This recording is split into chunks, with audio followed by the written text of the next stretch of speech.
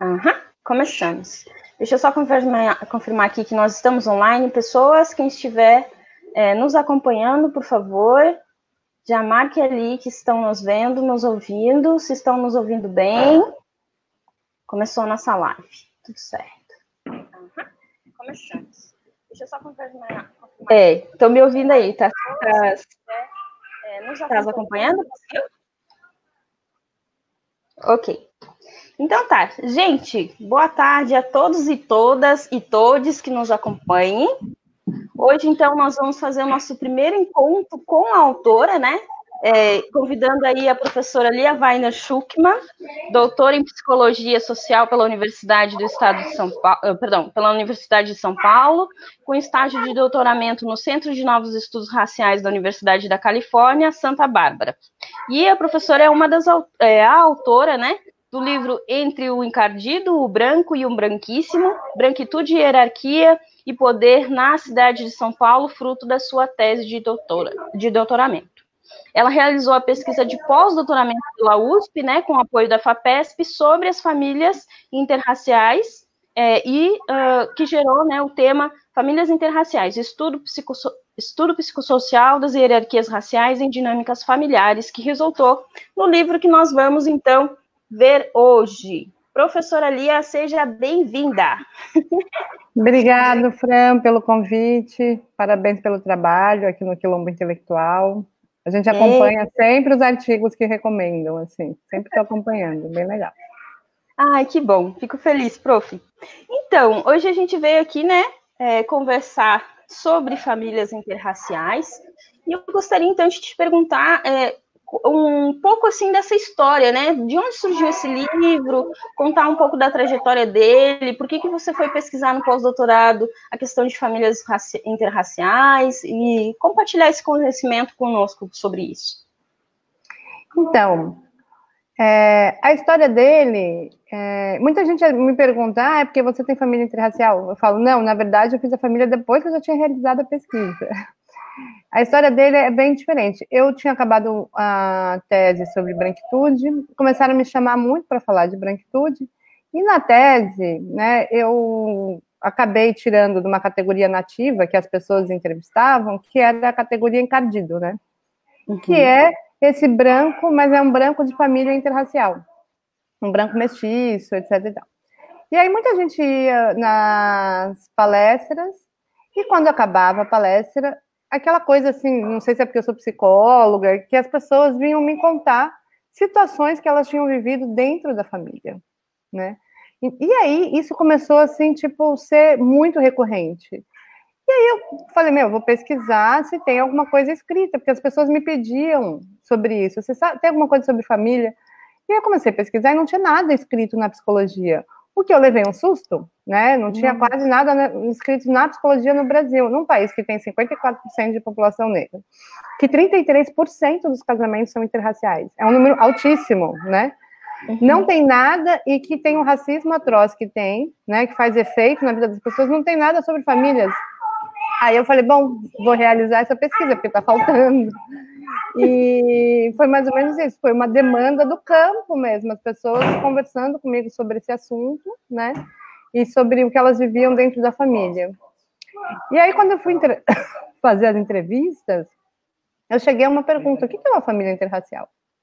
Porque a gente sempre tem na cabeça, assim, tipo, que é, sei lá, uma pessoa branca com uma pessoa negra e os filhos interraciais.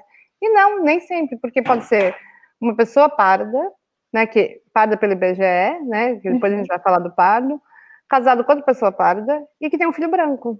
Essa família também é interracial, né? A gente sempre tem imagens como se fosse café com leite e, né, café, leite e o café com leite, como se isso fosse assim uma genética assim.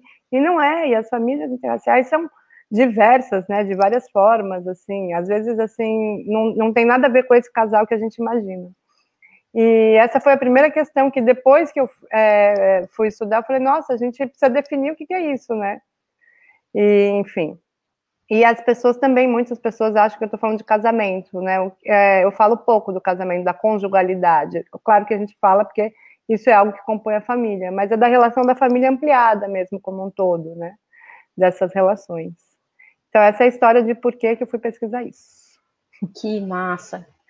E, profa, antes da gente entrar propriamente no livro, né, você falou de um conceito que chama branquitude. Você poderia falar para o nosso público, para aquelas pessoas que ainda não entendem o que seria branquitude, só para elas poderem entender, né, porque o seu livro está todo baseado nessa discussão em torno dos estudos críticos da branquitude, né? Então, se você puder trazer um pouquinho, só o que seria a branquitude, como ela opera dentro do país, para que a gente possa deixar o nosso povo, a nossa população aqui que está nos acompanhando ciente do que a gente está falando, então. Antes da gente entrar propriamente no livro... Então, se tem algo que pudesse definir rapidamente, é que a branquitude é um lugar de vantagem estrutural nas sociedades, né, que tem racismo.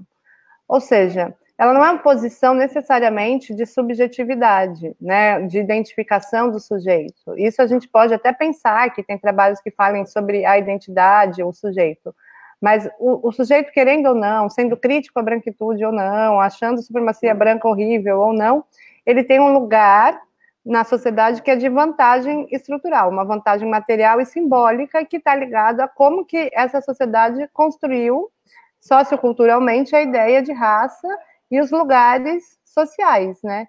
Então, assim, definindo, é um lugar de vantagem estrutural numa sociedade onde tem racismo. Perfeito. Entrando no livro agora, né, eu queria te perguntar sobre o capítulo 1, né? No capítulo 1, você vai falar sobre a família Gomes, né? E vai comentar sobre a negação do negro, né? Dentro de famílias interraciais. Então, eu queria que tu pudesse falar um pouquinho sobre o que seria essa negação, se existem formas de negação dentro de famílias interraciais, né? Da questão do negro dentro deste lugar. E o que você pode trazer para o debate sobre esse assunto?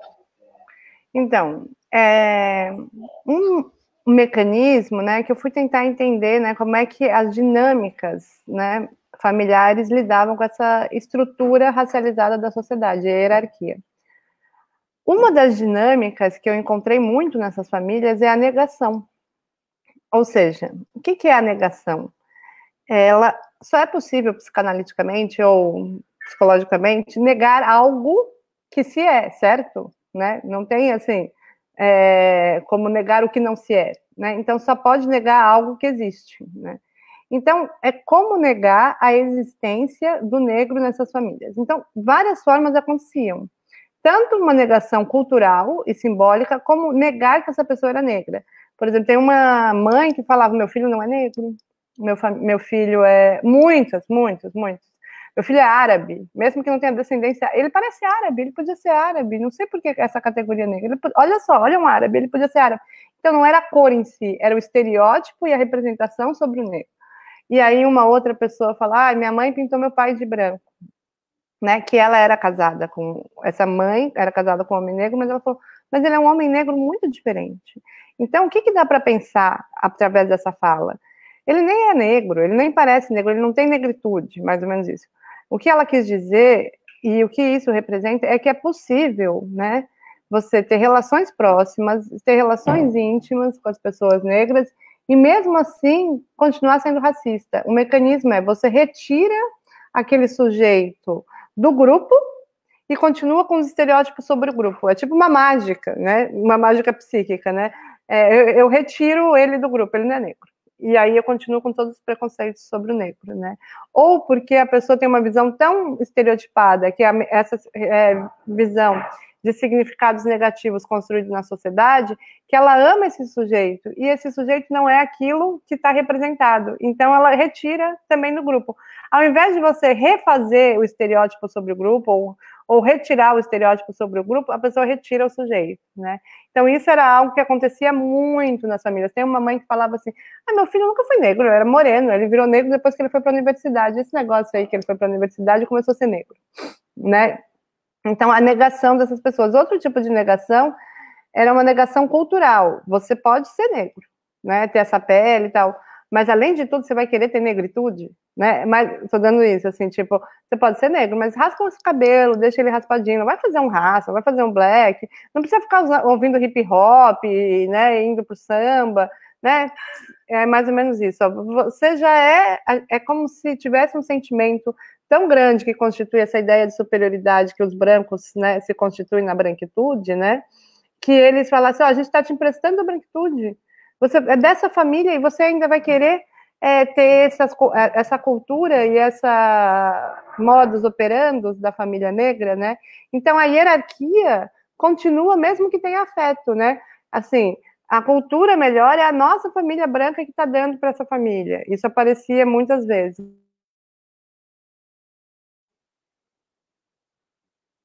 Deu uma travadinha. Deu uma travadinha, mas você me Isso. ouviu? Isso Acabou? você disse que aparecia muitas vezes essa questão da hierarquia entre as pessoas, né? Dentro mesmo que elas tivessem afeto. Uhum. Ou seja, é como se na família, a família branca fosse mais valorizada do que a família negra. Ok. Quando você fala dessa questão de hierarquia, eu penso sempre, né, em como que a gente estruturou, né? Mas eu penso assim, talvez dentro dessas famílias, e aí é uma pergunta, você acha que talvez dentro dessas famílias própria pessoa negra, ela não conseguia apresentar um enfrentamento dessa hierarquia? Porque, por exemplo, assim, beleza, eu tenho uma mãe que é branca, né? E eu sou hoje fruto, então, de um casamento interracial, uma mulher branca e um homem negro, por exemplo. Como você acha que poderia, então, essa pessoa que é negra, que se identifica mais com o lado do pai, e aí deve de trazer, né, entrando na questão do pardo, eu acredito que deve de trazer um conflito, né, mas ao mesmo tempo, a partir da pessoa se ver como negra, ela consegue ter esse enfrentamento, por exemplo, a essas hierarquias raciais que estão dentro da família? Tipo então, assim, se ela consegue adquirir consciência racial e ela consegue entrar nesse debate, isso acontece muito. E traz conflitos nas famílias, né? Agora você só fala de racismo. Tipo, essa primeira família, Gomes, a mãe ficava, agora ele foi para a universidade, fica falando que eu sou racista, fica me interpelando o tempo todo. Então, a partir do momento que a pessoa tem consciência racial, ela pode, né, tentar desafiar essas hierarquias dentro da família. Agora, tem muitas famílias que, na verdade, tem aquele pacto do Fanon, que é, né, máscaras negras, né, peles negras, máscaras brancas, que é a ideia do Fanon que o colonizador, ele se sente superior, né? Só que ele tem o poder de produção, o racismo estrutural, ele tem, né, um poder econômico, poder político e principalmente o poder de produção de subjetividade, né? Então, a construção de uma negritude positivada, ela não é um automático na vida de uma pessoa, mas a da branquitude é um automático, porque a hegemonia é branca, né? A hegemonia da sociedade é branca. Todos nós, eu e você, né, a gente sabe o que é o Natal, certo? Uhum. Agora, eu não sei que festas se comemoram no candomblé, a não ser que eu for procurar. Eu também, você não sabe que festa comemora, por exemplo, no judaísmo, né, em dezembro. Então, o que acontece? Pensando o que é hegemonia. Todo mundo aprende hegemonia, né? Vamos supor que eu quero educar os meus filhos para comemorar o Hanukkah, que é a festa judaica que tem em dezembro, né? Estou dando um exemplo aleatório. O que eu tenho que fazer? Eu tenho que negar o Natal, né? Eu tenho que falar, olha, não é Natal, mas aí ele vai falar, mas o quê? Tá todo mundo falando que é Natal, eu fui na escola, tem árvore de Natal, tem o presente, é feriado, é férias no Brasil, no Ocidente inteiro, como assim não é Natal? Né? Eu tenho que negar isso, falar, não, nós não vamos comemorar, você não vai ganhar presente, e eu mesma, que nasci no Brasil, tenho que ir procurar o que é Hanukkah, porque eu não sei, não é porque eu sou judia que eu sei o que é Hanukkah. Eu não fui educada sabendo, eu fui na mesma escola que todo mundo que comemora Natal. Estou dando um exemplo assim para pensar o que é hegemonia. A negritude, ela não está colocada nas escolas, nas famílias, ela não está colocada na hegemonia. Então, ela não é uma construção automática, não é que o negro nasce negro e constrói uma negritude positivada, né? Mas ele constrói e se apropria muito daquilo que são significados compartilhados na cultura, que são significados negativos sobre o negro, né? Então pode haver um pacto, que nem o pai e a mãe da Mariana. A mãe se achava superior, né, nessa família, ela se achava uma branca superior e o pai se achava inferior. Então, ele estava dando graças a Deus de ter conseguido uma mulher branca de olho verde, e ela estava com sentimento de superioridade. Esse é o pacto, né, da produção de subjetividade do colonizador colonizado, enquanto essa produção de alienação, né, na nossa sociedade que produz sobre as subjetividades dos grupos subalternizados que não são hegemônicos, em que o negro faz parte. Então, dá para combater? Dá. Mas não é um automático, né? Todo branco constrói essa ideia de branquitude no automático, porque ela é hegemônica. Agora, né, uma ideia de superioridade, uma ideia que é um engodo, né? É um engodo racial, a branquitude é um engodo, né? Ninguém é superior, não tem nada disso. Mas ele se constrói através disso. Enquanto também acontece, né, do negro construir através dos significados negativos, que é o que a Neuza Santos vai falar, que o Fanon vai falar. Então, a Neuza Santos vai dizer o seguinte: só é possível, às vezes, construir uma positividade e um enfrentamento se desligando dessa família branca, às vezes radicalmente, como é o caso da Mariana no livro, né? Perfeito. Aqui nós temos uma contribuição da Luara, que ela vem trazer o seguinte, ela assim, me vejo em cada uma dessas histórias, é muita dor e são necessárias constantes reformulações e reposicionamentos para manter essas relações de afeto dentro da família. Ao que parece, a Luara já te leu, hein? Estamos muito, muito poderosos. Profa, então, falando então, né, das discussões que você traz, uma delas é sobre a pessoa que fica entre ser branca, morena e negra, né, que é, no caso, a história da Amanda, que faz parte de um dos capítulos, e que foi uma das entrevistadas que você teve. Aí eu queria entender um pouco quais são essas tuas percepções sobre o pardo dentro da sociedade, a partir dos estudos que tu tens feito, né, principalmente dentro da psicologia social e tudo mais que você discute as relações, né, relações raciais construídas dentro do nosso país. Então, é muito interessante a gente pensar que tanto o pardo quanto o encardido lá da branquitude, né, os dois são posições relacionais, né, um dentro do grupo, né, que é considerado o grupo de negros, e outro que é dentro do grupo de brancos. Mas tanto um quanto o outro, dependendo do lugar, ele passa para um grupo ou passa para outro, dependendo do olhar. O que o pardo vai nos dizer sobre as relações raciais brasileiras, né? Principalmente é que raça é um engodo, né? Um engodo que a raça não existe, porque se existisse não poderia nascer alguém sem raça, que está ora num, ora no outro, né?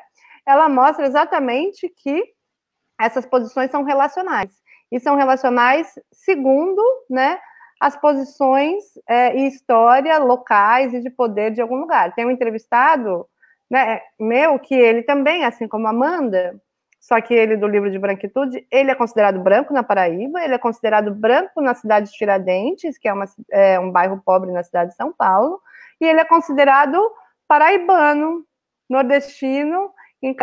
O tal do encardido, ele fala que ele é encardido, tá, gente? Eu não dei esse nome. Ele fala, eu sou encardido. Porque branco que é branco, é muito boa a fala dele. Branco que é branco sabe a origem. Sabe que aí tem origem descendente italiano, que é alemão.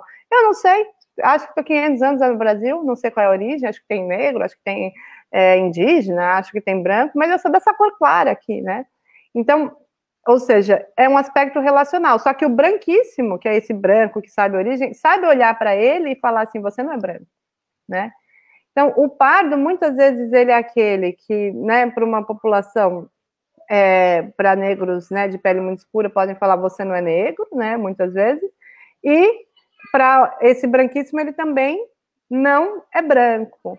Mas eu acho interessante, o que eu acho que deve ser muito legal de pensar, é que esse não é um limbo, esse não é um lugar, esse é exatamente o lugar da relação, o lugar que mostra que a raça é uma situação relacional, dependendo de onde você está. Por exemplo, né, eu, com certeza, sou branca aqui, sem nenhuma dúvida. Tipo, né, nos Estados Unidos eu posso virar latina ou branca, dependendo de quem me olha. Mas tem pessoas como da tua cor, Fran, que vai para a África e não é mais negra. Não é considerado negro, não é considerado... Então, assim, depende para alguns países da África, né, dependendo de qual. Então, isso tudo depende de que é a relação. O pardo mostra como as situações são relacionais. Isso é uma coisa que mostra. Mas também mostra um lugar subjetivo, que é o caso da Amanda, que é um lugar muito de não saber se colocar, porque ela tem uma identificação psicológica com aquilo tudo que é chamado de negritude, né? A mãe dela é negra, ela gosta de cultura negra, ela vai em todos os lugares negros, só que ela se sente uma pessoa que não pode dizer que ela é negra, porque as amigas dela são pretas de pele bastante escura e ela sabe que ela não sofreu o que aquelas pessoas sofrem, né? E ela diz, eu não sei se eu posso dizer que é negra, mas em algum momento ela analisa, isso está errado, né? Porque ser negro não é o quanto sofreu, necessariamente. Ser negro tem a ver também com a minha descendência, e eu sou filha de negro e eu tenho pele escura, né? Então ela vai em algum momento, né, pensando assim, pô, a gente vai definir a raça por quanto sofre? Ou pode ser uma herança cultural, né? A gente pode estar dizendo que é uma herança cultural, que é uma herança que eu tenho. Minha mãe é filha de ex-escravo, né? Então, essa é uma herança minha, né? E essa herança também é pela dança que a minha mãe fazia, pelos cultos religiosos. Eu tenho essa herança que é culturalmente, né, negra. Eu não sou, né? Então tinha esse lugar da herança cultural que ela também queria reivindicar como dela, né? Em algum momento. Então, assim, eu não tenho uma resposta ao que é o pardo, a não ser que ele é esse lugar de relação e que, às vezes, isso pode estar muito bem com o sujeito e, às vezes, pode ser um lugar muito de limbo. Mas o que eu acho bem interessante pensar também é que o pardo brasileiro é sempre o que tem fenótipo negro. Ninguém olha para um branco que tem, das famílias interraciais, as pessoas que eu entrevistei, que um dos filhos nasceram branco, ninguém chamava ele de pardo. E o pardo, pelo IBGE, é o quê? Alguém que tem né, famílias multirraciais. Só que o projeto de embranquecimento da população faz que quando a pessoa se torne branco, ela não é mais pardo. Ninguém fala, olha, um mestiço andando, quando alguém é branco, né, com fenótipo branco, mas é filho de negro. Então, eu acho que o pardo é sempre o negro. Por isso que o movimento negro coloca ele dentro da categoria, né? Porque ele é sempre alguém que tem fenótipos afrodescendentes, né? Que conectam essa descendência africana de algum momento. É muito legal, né? Porque a criação dessa categoria, né? Ela já, pelo que a gente entende aí do aspecto histórico brasileiro, a gente entende que ela foi criada justamente para que haja, de alguma forma, esse enfraquecimento da luta, né? Antirracista e do próprio movimento negro, porque se chegar um dia de nós termos mais pardos do que negros, né, talvez aí se mude também as questões de políticas públicas, do olhar para essa população brasileira, né, do que se apresenta lá fora, também enquanto Brasil, eu acho que isso também é importante. Eu acho que só uma frase para terminar, que esse assunto do pardo, eu fiz a disciplina na USP com o Kabengele Monanga, né? Sim. E sempre, às vezes, quando começava esse papo de preto mais claro, preto mais escuro, né, negro mais claro, mais escuro, né, ele virava com aquela calma, assim, dele, com aquela coisa, assim, do Kabengele, assim, muito calmo, e falava assim, com toda a pose nobre dele, a quem interessa essa divisão que vocês estão fazendo aqui? Aí a pessoa fala, não, mas... Aí ele voltava, a quem interessa essa divisão? Nos interessa? Então vamos parar. Ele falava, assim, tipo, e pulava para outro assunto. Sempre muito interessante, assim. Que ele tinha esse lugar de fazer isso, né? Sim. Profa, tem uma pergunta da Liana Barcelos, que ela pergunta assim, qual é o principal teórico para fundamentar o conceito de branquitude? Na verdade, tem vários, não é, prof? Acho que a Fran você mesmo pode responder, né, Fran? Não, aqui quem tá sendo entrevistado é tu. Bom, no Brasil, os primeiros estudos são da Cida Bento, né, da Liv Sovic, tem o Lourenço Cardoso, né, aí nos Estados Unidos tem muitos, né, tem a Ruth Frankenberg, que eu acho que é uma das principais, né, Melissa Stein, na África do Sul, mas tem um livro muito bom chamado Branquidade, né, e ele tem vários artigos de teóricos que pensam branquitude que são muito interessantes. Talvez põe aí no Google branquidade. Todos os autores ali são referências, assim. E aí no Brasil, né, a gente tem hoje bastante estudos. O professor Lourenço mesmo, ele fez uma coletânea. Eu e ele fizemos um dossiê pela BPN, que você lembra, né, Fran? tanto na minha tese quanto na tese de outras pessoas, tem essa, né, discussão teórica, né, de onde vem, você pode achar em qualquer um desses lugares. Maravilha. Nós temos mais uma contribuição para o debate aqui, no caso da Josimere. Ó, ficou um pouquinho longa, mas é só para a gente poder ler aqui, e aí a gente retira a parte. Boa tarde. Uma questão muito presente nas famílias interraciais é a manipulação da identidade negra através da estética, em especial as mulheres de pele clara que possuem cabelo crespo ou cacheado e são incentivadas a alisarem o seu cabelo em grande parte pelo fato de que seus familiares estigmatizam seus cabelos. Nesse sentido, as mulheres consideradas pardas se veem em conflito identitário. Lia, gostaria que você comentasse um pouco mais sobre isso. Josimere, na verdade, isso que você falou é uma das questões que mais aparece nas entrevistadas sobre como os familiares brancos e às vezes também até os negros, por causa, né, desse impacto do racismo na subjetividade, obrigavam essas crianças desde muito cedo a alisar o cabelo, né? A fala da Mariana é muito forte, inclusive é sobre cabelo, né? O capítulo dela chama da química ao crespo, né? Que vai contando a história dela e como que ela opta, né, por fazer a transição. Que a mãe dela falava, calma, você vai crescer, vou deixar o teu cabelo liso, aí você vai ficar bonita, a mãe, né? Então, acho que isso que você aponta é muito importante e nos mostra para um dos caminhos que apontam bastante o livro, que é que brancos de famílias interraciais, esses precisam muito ter consciência racial, consciência, né, e esses são fundamentais que tenham consciência racial, porque senão eles exercem a ideia de superioridade no próprio filho, né? Essa mãe da Mariana, ela exercia uma ideia que fazia a Mariana pensar que a mãe era bonita e ela não, né? Então, e o racismo dentro da própria família é um racismo que cria cicatrizes tão forte, que às vezes os entrevistados falavam, bom, o racismo que eu passo lá fora é nada perto do que eu passei na família. Porque é exatamente do lugar que se espera acolhimento, que é do lugar que se espera amor, que é do lugar que se espera que essa pessoa se fortaleça, né? E que ela possa lutar contra o mundo lá fora, né? Então, a família pode ser tanto um lugar de maior acolhimento para os racismos sofrido no mundo, mas também pode ser de maior destruição da subjetividade desses sujeitos das famílias interraciais, né?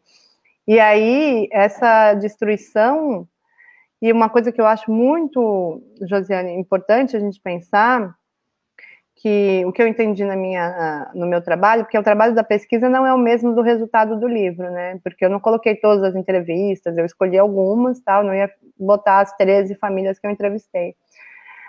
Mas tem um caso que eu sempre conto, que ele me chocou muito, que é uma menina que a mãe era negra, o pai era branco, e a mãe morreu quando ela tinha uns 2 anos, e ela foi criada pela família desse pai branco, né, e é uma família de descendência alemã, no Rio Grande do Sul, e ela virou a negra da família, né, chamavam ela o tempo todo da negra da família, o avô falava, o teu lugar é na cozinha, você é a negra, ou seja, o racismo que ela sofreu ali era um racismo, assim, atroz, violento, de todas as formas, né, muito forte. Aí, quando ela virou empregada doméstica, quase, ela fazia os afazeres domésticos inteiros da família, quando tinha jantar de almoço de família no domingo, e ela entrava, era um sítio, ela conta que ela entrava pela porta de trás da casa. E dizia que o pai dela era muito fraco psicologicamente para defendê-la, então ela foi criada por esses avós muito racistas. Enfim, quando ela sai de lá, ela vai para Porto Alegre, ela consegue, com 23 anos, estudar para fazer serviço social. E aí ela foi procurar o movimento negro, porque ela cresceu sendo a negra da família, certo? Aí alguém, quando ela foi procurar, tal, acho que ela foi tentar ver como fazia para prestar por cotas, alguém falou, mas você não é negra. Porque ela tinha uma pele de fato muito clara, ela era uma parda de pele muito clara, um cabelo castanho, olho quase esverdeado, ela é uma negra muito clara, né? Em alguns lugares podia ser vista, né, se alisasse o cabelo como branca, ela tá bem nessa passagem, né? Mas por que eu conto essa história? Porque eu acho ela muito forte para a gente pensar que o que faz sofrer não é a cor da pele, necessariamente, é o encontro com o racista. Dentro daquela família de alemães, com descendência, com essa ideia de origem que tinha a família dela, ela era a negra da família, né? E aí, por que eu conto essa história? Porque eu sou psicóloga, né? E eu acho que a gente tem que entender que o que acontece na sociologia não é o mesmo que acontece no psiquismo. A gente consegue pegar e apontar os dados sociológicos, né, no mercado de trabalho, naquilo que é o padrão de estética, que quanto mais claro, né, mais perto da branquitude, mais vantagens tem, né, mais perto do ideal de branco e tal.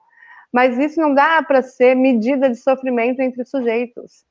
Porque, por exemplo, uma pessoa de família negra, de pele escura, com identidade positivada, que é criado, olha, teu cabelo é lindo, fazendo trança, fazendo isso, né, dentro daquilo que são significados positivos para a negritude, né, compartilhados dentro daquela família, tal, ela cresce com uma força, né, sobre a sua própria negritude.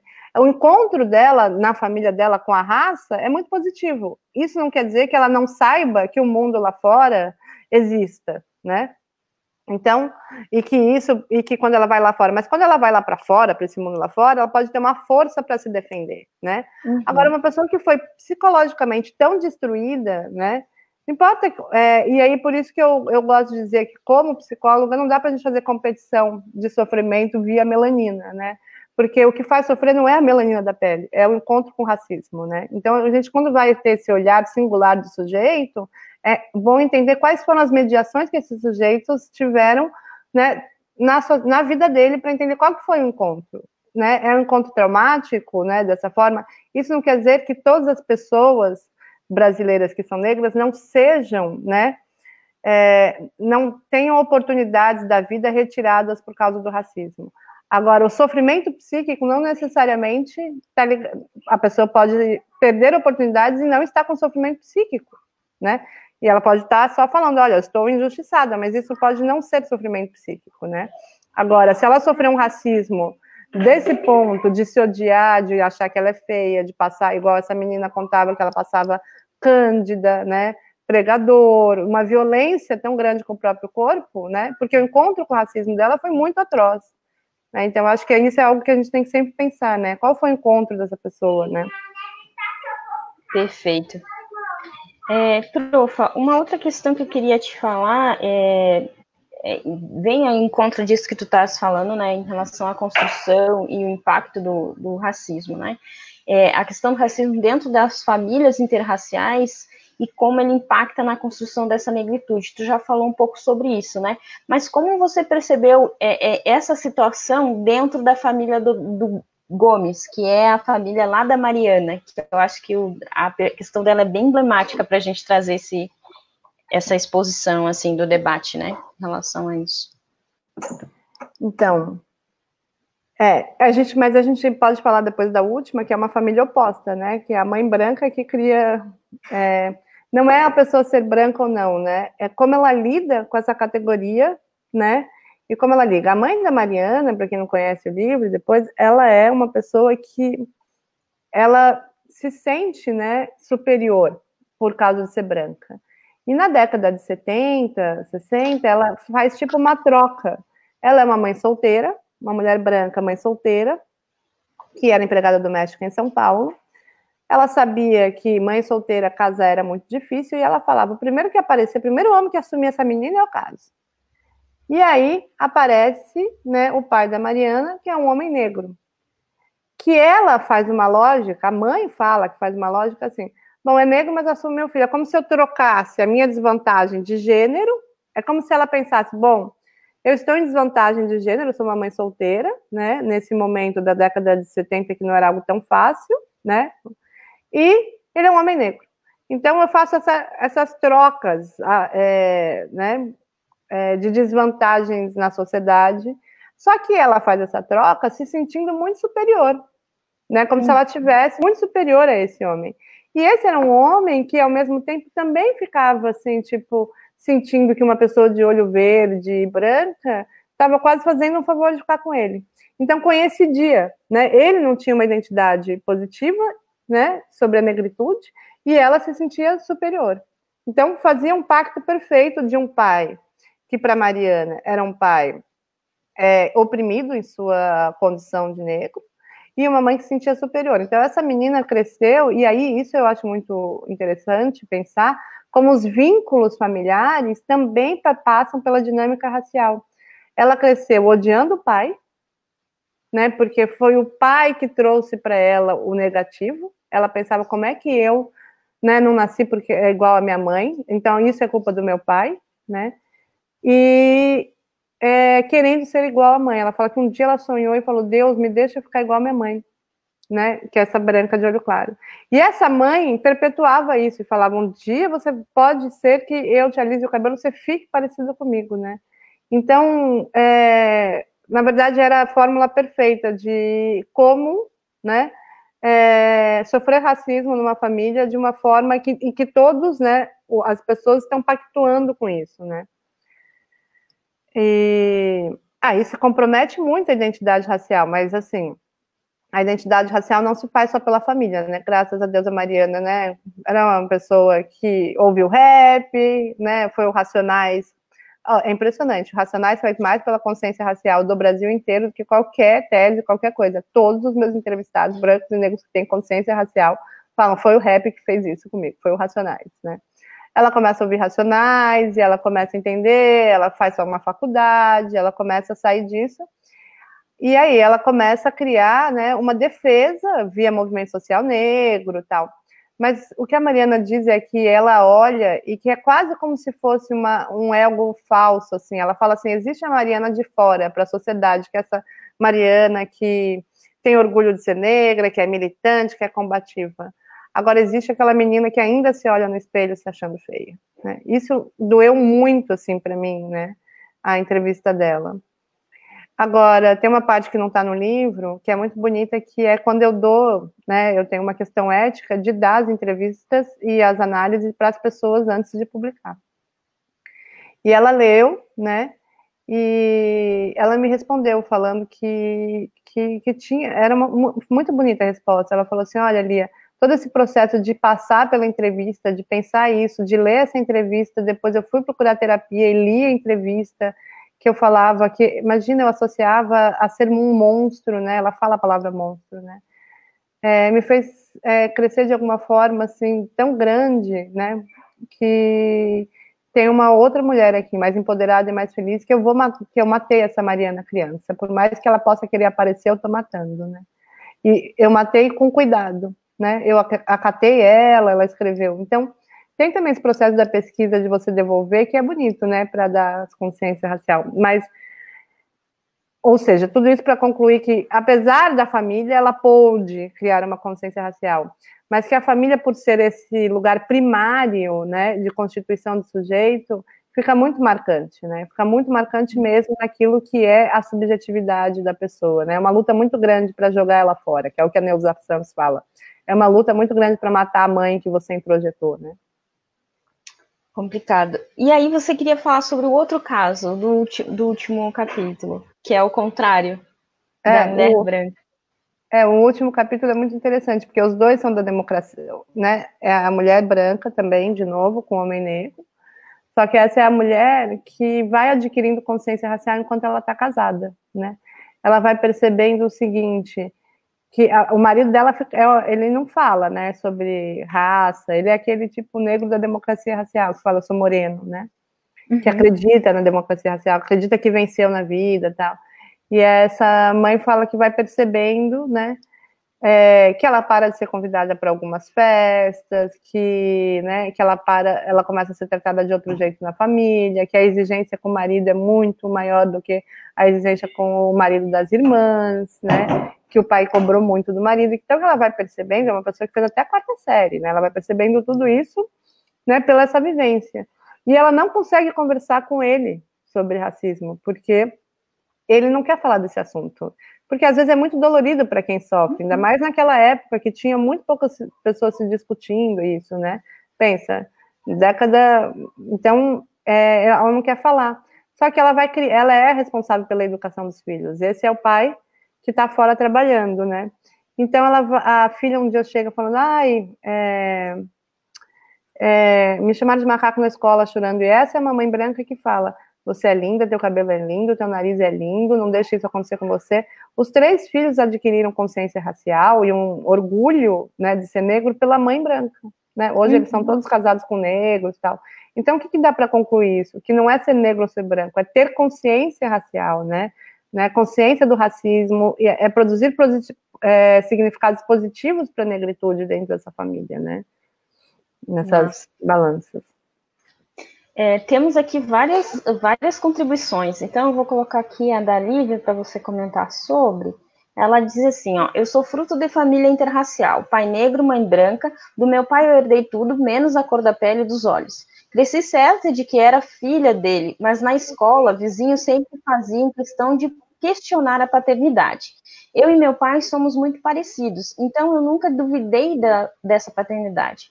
Comecei a duvidar foi da maternidade. O cabelo sempre foi uma questão também, porque o pai sempre teve cabelo muito curto e a mãe não tem cabelo cacheado. Aí cortou aqui a contribuição dela, mas porque ele só coloca poucos, né? E as pessoas estão colocando um pouquinho maior. Aqui tem uma questão também para ti, sobre o que explica a nossa dificuldade, né, no caso do homem branco, em reconhecer o quanto oprimimos, às vezes sem perceber, às vezes achando que temos direito. O que explicaria, prof? Peraí, como é? Uma questão também. Qual que é? Peraí. Sempre teve cabelo muito... tu tá me ouvindo pelo YouTube, né? Aí cortou aqui. O que explica a nossa dificuldade em reconhecer o quanto oprimimos? O próprio privilégio. O próprio privilégio, né? O fato de uma pessoa, sei lá, às vezes com 40 anos, não ter que pensar, eu entrevistei várias pessoas brancas, e eu perguntei, o que é ser branco para você? A pessoa tinha 40 anos e nunca tinha pensado o que era ser branco. O fato dela nunca ter que pensar sobre o que é ser branco é o próprio privilégio. O privilégio cega, né, o sujeito. Então, e tem uma educação para a pessoa se sentir no direito, né? Olha só, tem uma criança que eu conheço, que ela é muito próxima a mim, que ela é branca de olho verde. Desde que ela vai na escola, ela ouve todo dia que príncipe, que príncipe, que príncipe. A pessoa cresceu ouvindo que príncipe, que príncipe, que príncipe, que príncipe. Então, falar que olho verde lindo, que olho verde lindo, que olho verde lindo. Qual é a possibilidade dessa pessoa, né, não se sentir um príncipe? Não se sentir que tem um direito, né? Então, a branquitude, ela vai criando, né, esse sentimento de que tenho direitos, né? As pessoas, né, brancas respondem, como a gente viu ali no Leblon, né, para um policial. Olha, eu sou engenheiro, o que você está fazendo aqui? Para um tal. Quando uma pessoa negra acha que pode fazer isso, ela sabe que se ela fizer isso, ela vai presa ou vai morrer, né?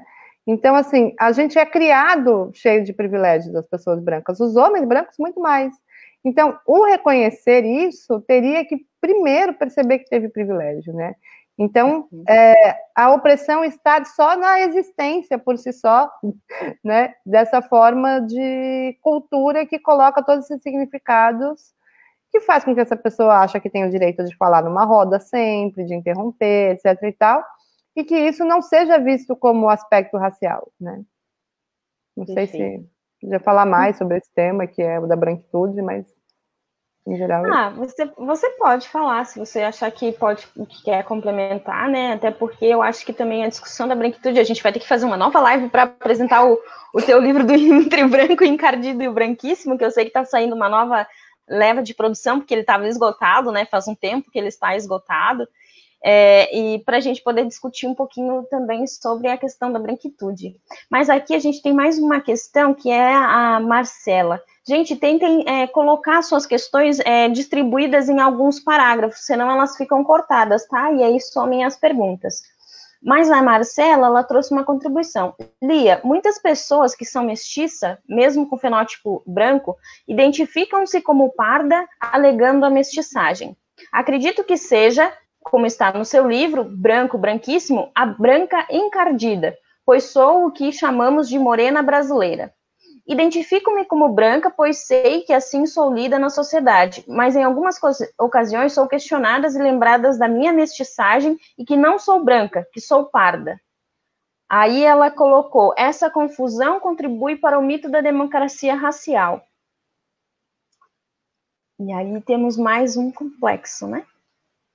Na verdade, a gente comentou um pouco, né, sobre isso, que tanto o encardido quanto o pardo, eles são lugares que são sempre colocados em relação, né?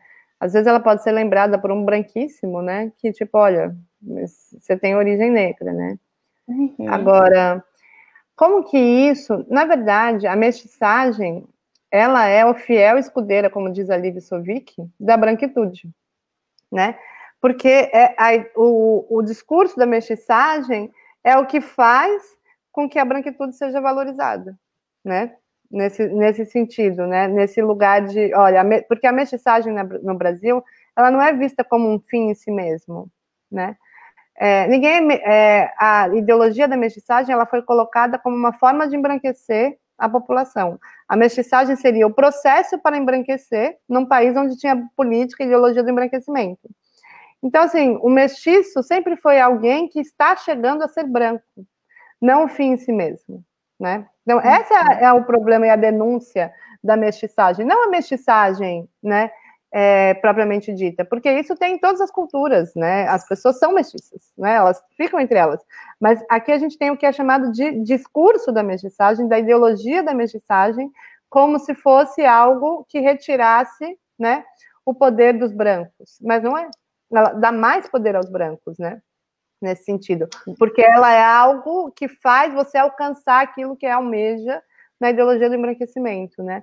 Agora, se contribui para a democracia racial, o nosso discurso da democracia racial, ele, na verdade, não é a cor das pessoas que contribui pela democracia racial, né? É a ideia de que teríamos oportunidades iguais e que no Brasil não tem racismo, né? Não só a mestiçagem, né?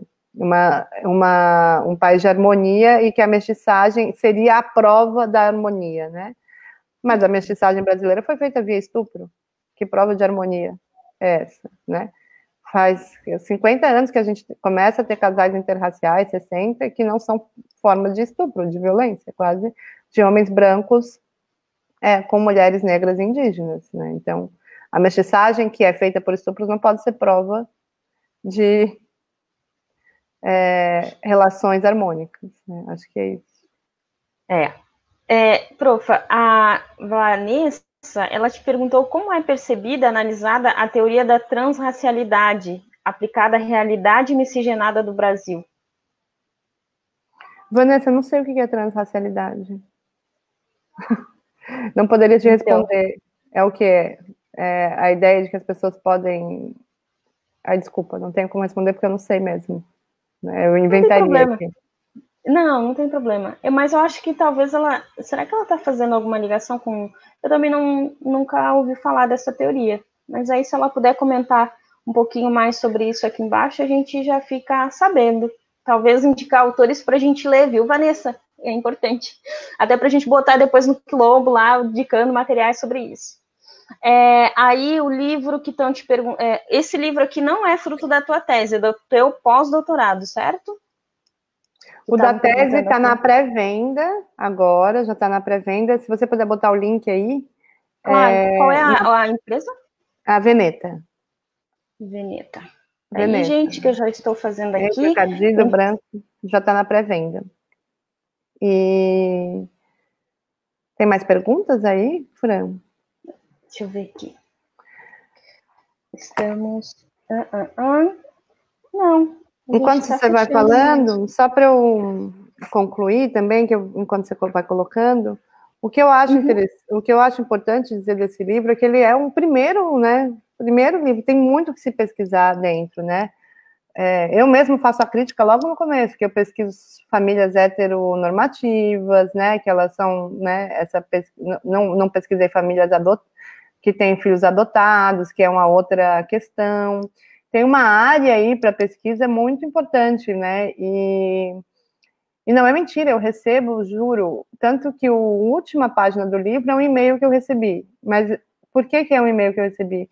Para mostrar que é uma demanda muito grande, né? Quando eu lancei o livro na Bahia, ele ficou esgotado, acho que no segundo, terceiro dia, todas as impressões. Não porque eu sou uma gênia, mas porque é uma demanda, né? A gente tem 33% dos casamentos brasileiros interraciais, né? Ou seja, se o racismo é estrutural, ele não está fora da família, que é uma instituição, né? Então, a gente tem muito que falar sobre educação antirracista dessas famílias, como ter... E porque, por exemplo, a Amanda achava que se ela falasse que ela era negra, ela estaria traindo o pai que é branco. Né? Como as identificações psíquicas entre pai e mãe também estavam relacionadas à própria identificação racial do sujeito, né? Não só a sociologia, não só a cor, mas assim, eu sou identificada com a minha mãe que é negra, né? Então eu sou identificada com meu pai que é branco, né? Como essa menina acabou de escrever lá naquela, eu sou branca, ela herdou a cor da mãe, né? E o cabelo liso, mas ela se sente totalmente identificada com o pai, né? Tanto que foi isso que ela falou. As identificações psíquicas dizem muito como a própria pessoa se identifica e se classifica racialmente, né?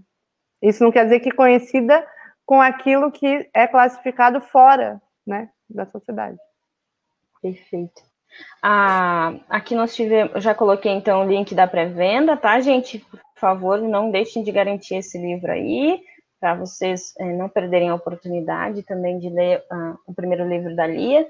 E tem a última questão até agora, que é como você sugeriria abordar essa questão no seio da família? Aqui entendendo, então, que existem, né, uma família interracial, seja mãe e filhos, ou até mesmo entre parceiros e parceiras, e como que essas pessoas poderiam discutir ou começar a discutir isso dentro do seio da família delas. Oi, Lívia, então, essa é uma boa pergunta, porque, na verdade, é quase essa a minha conclusão, que é o seguinte, que as famílias não discutem raça, né?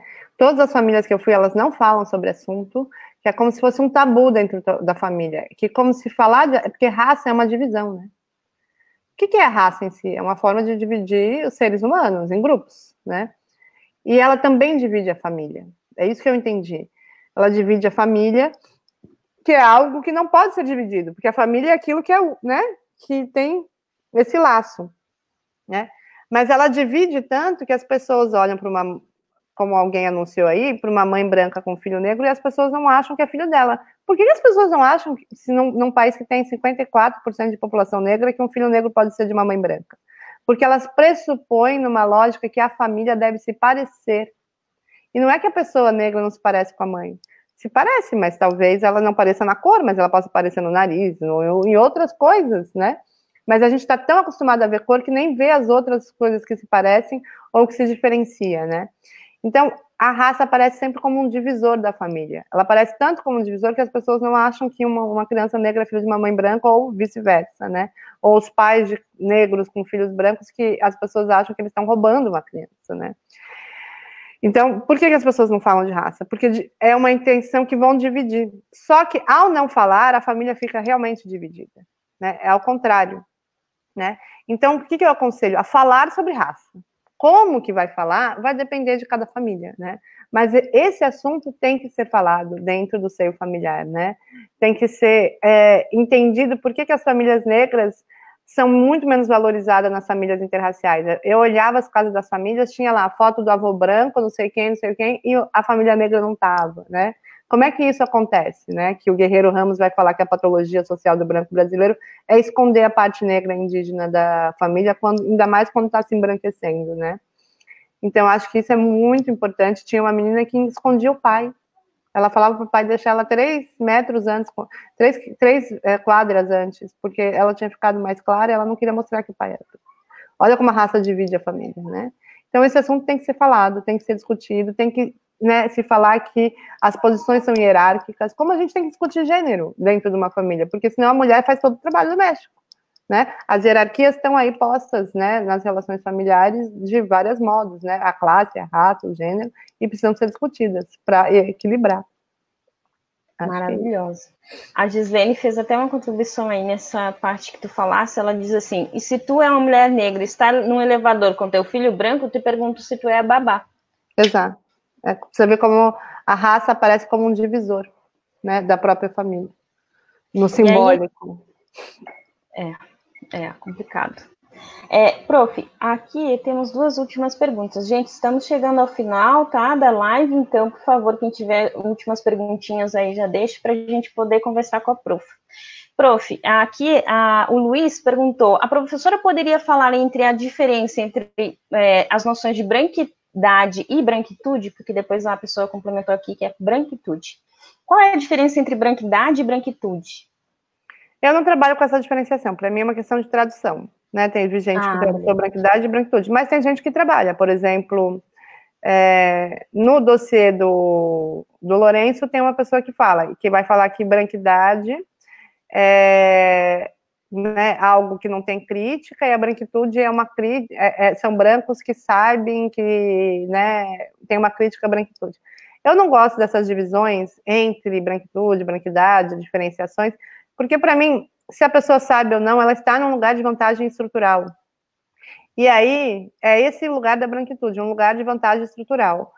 Singularmente, cada sujeito é um, né? Tem pessoas que estão super ligados àquilo que é a branquitude, realmente se sentem muito superior. Tem pessoas que não, tem tantos tipos de como que as pessoas se ligam àquilo à branquitude, tantas formas que os brancos, né, se apropriam da branquitude, como tem dos negros, né, se sentirem negros, que eu não gosto dessas separações, né? Para mim é só uma, é um lugar de vantagem estrutural. Por isso que para mim eu não faço essa separação. Mas tem gente que usa como uma branquidade seria algo sem consciência da própria branquitude, né, da própria privilégio, e a branquitude seria uma consciência. Tem várias pessoas. A Cida Bento traduziu por branquitude, né? E foi por isso que eu também usei a palavra branquitude e não branquidade, para seguir nesse lugar que ela opta quando ela chega no Brasil. E para mim é uma questão só de tradução. Beleza. A Jucinei perguntou o seguinte, você afirmou que a branquitude é um engodo. Então, como você define a negritude? Seria uma forma de denunciar ou revelar esse engodo? Bom, a negritude é um movimento dos negros, né, de significação positiva, porque, assim, quem falou que alguém é negro foi o branco, né? Ou seja, a categoria negro é uma invenção branca. Agora, a categoria negritude é uma invenção dos negros, né? Então, o que seria, né? A negritude é uma forma de você usar aquilo, né, que foi a nomeação que deram, né, numa posição hierárquica, né, e reverter em positividade. Agora, ela não serve, a função da negritude não é desvelar a branquitude, mas ela desvela, né? No sentido de quem que são as pessoas que conseguem anunciar a branquitude? São os negros, são os indígenas, que falam, os indígenas estão há 500 anos falando o homem branco, né?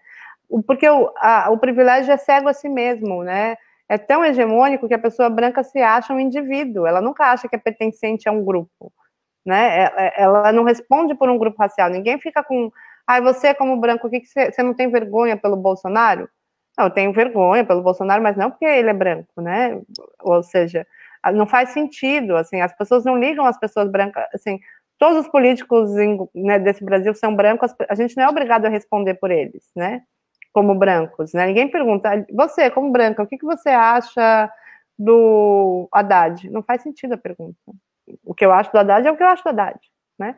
Agora as pessoas perguntam, você, como negro, o que você acha da Djamila? Você, como negro, o que você acha desse ministro? Você, como negro, o que acha do Obama? Né? Eles são, né, obrigados a responder sempre como um grupo pela raça como um todo. E são os negros e os indígenas que apontam que a branquitude também é um grupo de vantagem, né? São eles que falam os brancos. E os brancos falam, não, cada um é um, porque nunca se acostumaram a pensar como um grupo racial. Mas são os mesmos que estão há 500 anos chamando os outros de negros indígenas. Enfim. Muito legal. Nossa, gente, chegou mais perguntas, que maravilha. Vamos ver aqui, eu vou começar a dar uma selecionadinha para ver se tem alguma que vai. Ok. Aqui nós temos o Williams. Quando se faz crítica aos negros e negras que iniciam um relacionamento interracial, afirmando que é um erro, não se reproduz limites existenciais às vidas negras? Aí o William não me coloca nesse debate. Eita! Vocês que são negros que se entendem, eu tô brincando. Então, eu acho que tudo é meio válido nesse sentido de que apontar que há uma ideologia que perpassa as escolhas dos sujeitos é algo, né, que é importante, né? Assim como apontar que há uma ideologia que perpassa o ideal de beleza das pessoas, que tem uma ideologia, que o racismo faz com que as pessoas brancas sejam consideradas mais belas, mais humanas, né, por uma sociedade como um todo. Isso é um apontamento, né? E é importante ver o quanto que isso, né, está ligado às escolhas amorosas dos sujeitos. Isso tem uma importância. Agora, ficar fazendo vigilância de quem transa ou quem não transa, né? Que transa com isso, transa com aquilo, cara, não vai ajudar, né? Nesse sentido. Porque a pessoa se apaixonou, ela se apaixonou, o desejo, ele tá aí, né? E ele é perpassado pelas ideologias, não é tão fácil você deixar de desejar aquilo que você deseja, né? No sentido. Então, eu acho que não ajuda no debate ficar, né, apontando que a pessoa fica com isso ou não. Mas é importante apontar que sim, as escolhas amorosas também estão perpassadas pelas ideologias, né? É complexo isso, nesse sentido. E essa complexidade ela é bem interessante, né? Porque se você for pensar por um lado, há discussões que vão debater sobre o processo histórico que vai trazer, né? Que colocou então, ou a mulher branca ou o homem branco nesse lugar de algo a ser alcançado. E também há discussões, por exemplo, eu faço parte de grupos de feminismo negro que vão falar sobre como que há uma construção, né? Que deixa as mulheres negras num lugar de preterimento quando se trata de relacionamentos. Então se fala sobre a solidão da mulher negra, tem discussões que vão falar então sobre alguns discursos chamados palmitagem, né, que eu acredito que seja isso que ele queria, esse debate, mas é bem realmente complexo. Talvez a gente possa encontrar alguma autora ou autora que tenha publicado livros sobre isso para a gente trazer para esse encontro, né, com a autora e autor para debater a questão desses relacionamentos a partir desta ótica, né, que vai discutir as questões históricas, que vai discutir a questão do preterimento da mulher negra, que vai trazer essa solidão para a mulher negra, ou seja, quanto mais ela está, quanto mais escura, né, mais sol.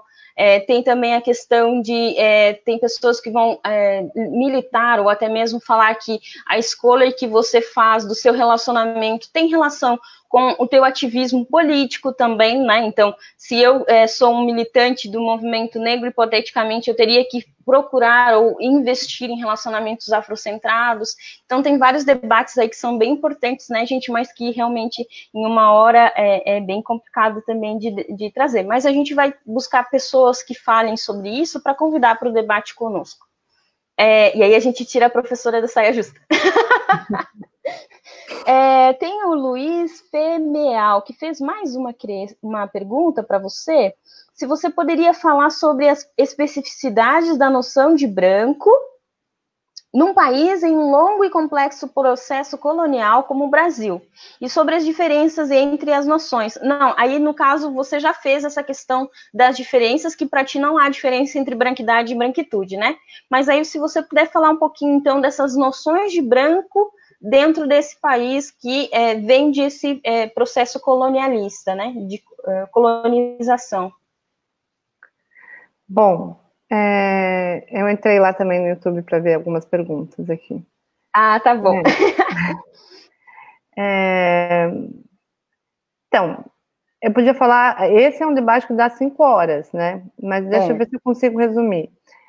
Obviamente que a própria categoria raça hierarquiza os próprios brancos. O que isso significa dizer, né? Que dependendo de como que... Tem coisas que modulam a própria branquitude. Por exemplo, no meu livro eu perguntava o que é branco para você, quem é mais branco, quem é menos branco, né?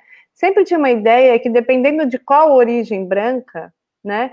Quanto mais anglo-saxã ela fosse, quanto mais, né, norte da Europa, é mais branco, né? Ou seja, e não é a cor da pele, é uma categoria que o significado de ser branco traz por trás, né, o que é a categoria raça, uma ideia de civilização.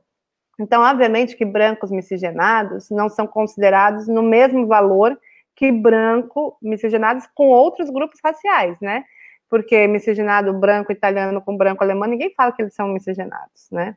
Então, como passa isso, como a ideia de raça está colocada ali. E, obviamente, que o lugar, a posição de classe tem a ver, né? Nos Estados Unidos tem o que eles chamam de white trash, que é o branco que é pobre e que não conseguiu vencer na rua. Por que ele é super julgado? Porque fala, meu, você era branco, a gente sabe que a gente tem privilégio. Se mesmo sendo branco você não conseguiu nada, você é um merda, né?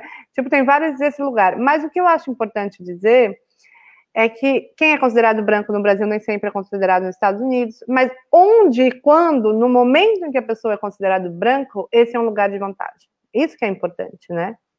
Eu acho, apontar. E aí, o Fernando Tolentino fez um comentário que eu queria comentar aqui, se ele estiver aqui. Ele falou que o vô dele era italiano e que o vô dele chegou aqui sem nada, ó. A minha família tem essa dificuldade de falar sobre raça. A única coisa que ela fala é sobre meu irmão, ficou tempo demais e o forno queimou. Piadinha normal. Não, não é esse aqui, não é essa pergunta. É alguém que saiu daqui falando que o avô era italiano. Vou te colocar aqui, peraí, só um segundo. Sim, é o Pedro Serrato. Vou colocar aqui, inclusive, o comentário dele, que eu acho que é bem importante você trazer respostas para esse tipo de discussão.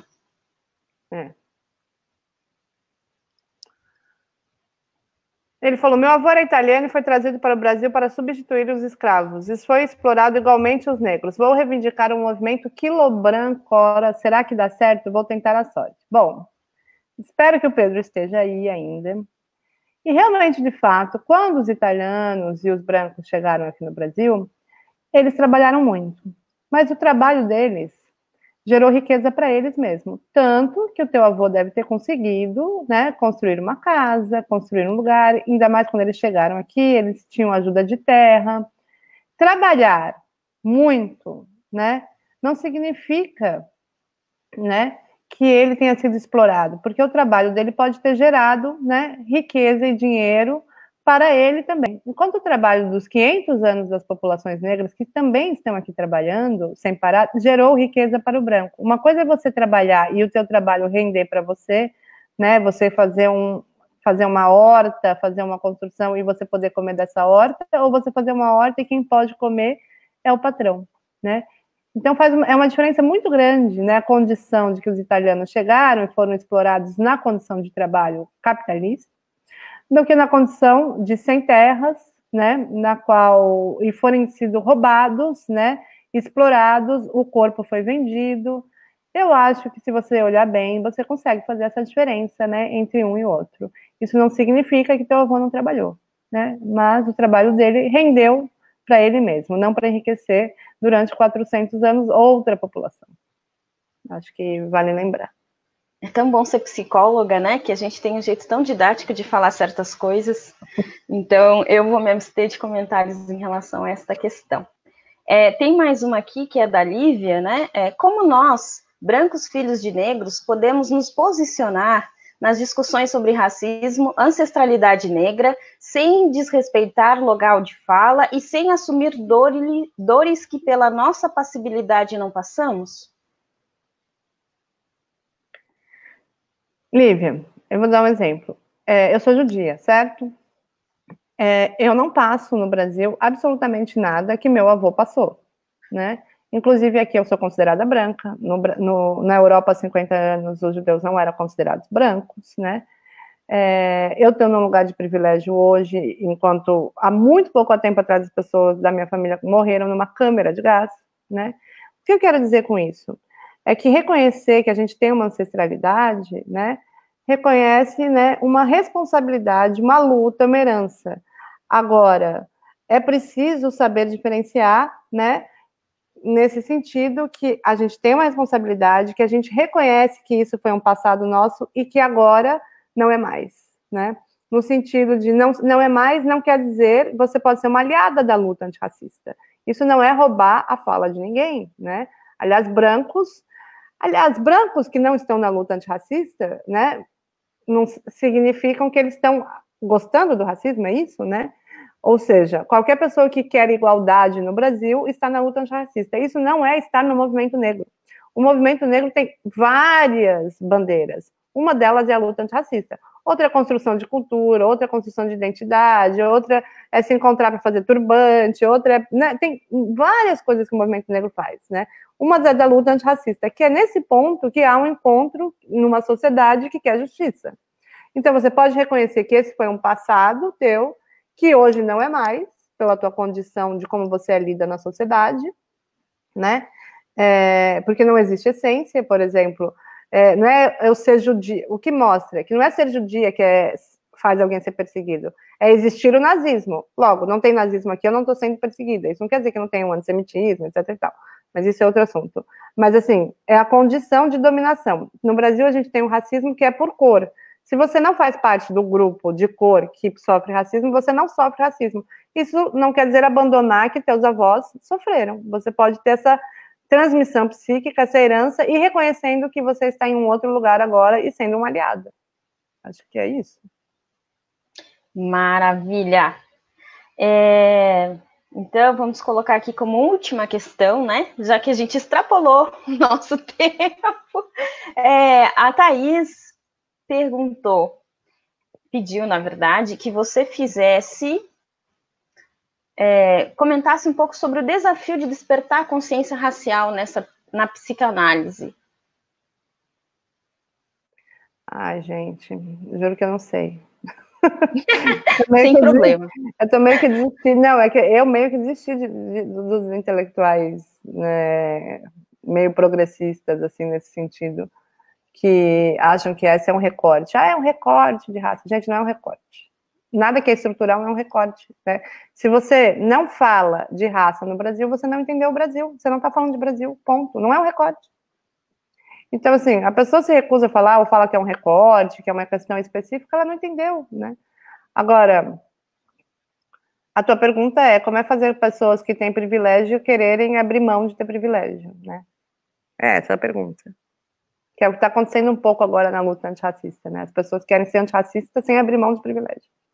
Vou dar um curso. Como ser antirracista sem abrir mão de privilégio? É ironia, tá? Mas a demanda de agora é essa, né? Verdade. Prof, gratidão, viu, pela disponibilidade, né? Nós, como amigas, eu fico bem feliz de você ter tirado um tempinho aí, sei que tu está bem requisitada.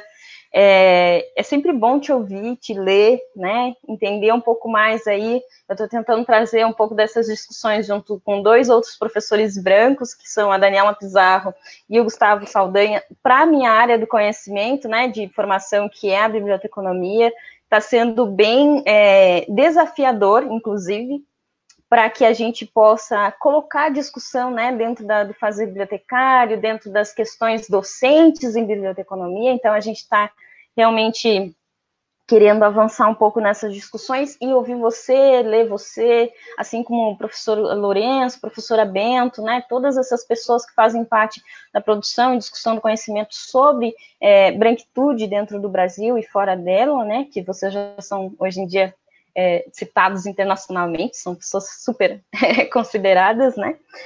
E eu fico muito feliz por você ter tirado um tempinho para conversar comigo, conversar com o público do Quilombo Intelectual, né?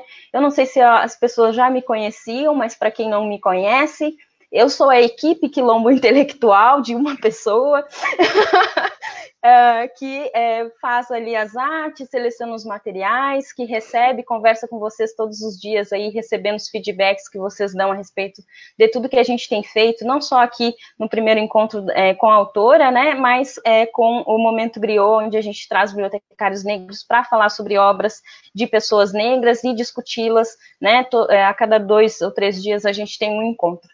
Então, convido vocês, né, a participarem do próximo encontro com a autora, que aí vai ser com a professora Karina Santiago, que vai falar do livro dela sobre educação das relações étnico-raciais e o ensino de história, que ela vai trazer propostas, né, para a inclusão em sala de aula. Então, quem quiser, por favor, clique aí, né? Eu não gosto dessa questão de clique, compartilhe e tal, mas colaborem para que o Quilombo se torne mais conhecido, para que aquilo que a gente está produzindo com tanto carinho, né, e dedicação para vocês, seja visto por outras pessoas que precisam entrar, né, nessas discussões, aprender um pouco mais sobre isso, tá bom?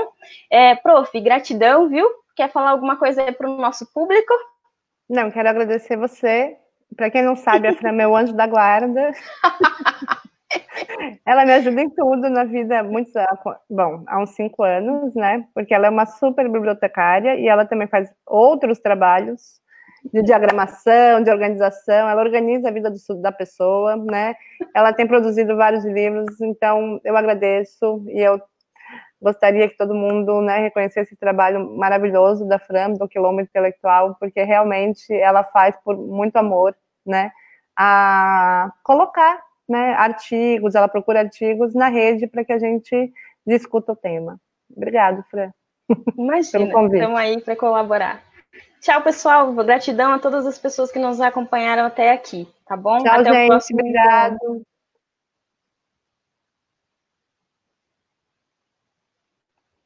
Fran, a gente esqueceu de anunciar o livro.